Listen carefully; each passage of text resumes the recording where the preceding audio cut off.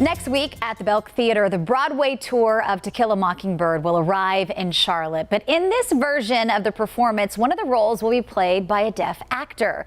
It's something new for the show, but having interpreters at performances is a staple at the Blumenthal, as they've been seeking solutions for those with disabilities for years. I wasn't picked basically to be on the football team.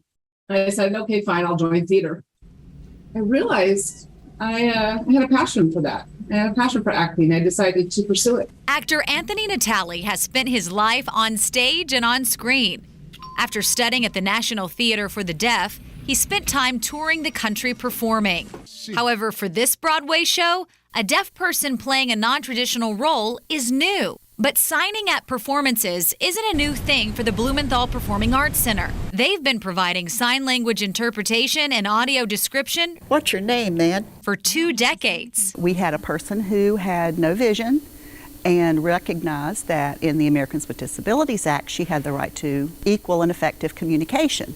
If she couldn't see the show, it wasn't equal. So that's when the Blumenthal Performing Arts Center reached out to Julia Sane, an audio describer, to help create a plan to provide audio descriptions for patrons. It was, in fact, an inclusive and accessible and effective communication event, and it's just been going on ever since. 7 years earlier, Blumenthal began offering sign language interpretation. Anita Baker has been an interpreter at the center for nearly a dozen shows. It takes about 7 years, they say, to master any language.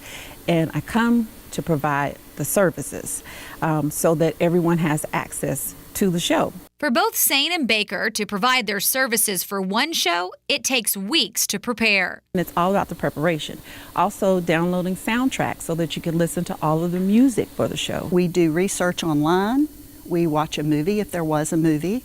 We get the script a couple of weeks ahead of time to pour over. Sane and the other audio describers use the pre-show and intermission Just his long brown coat to describe the costumes, the staging, and characters.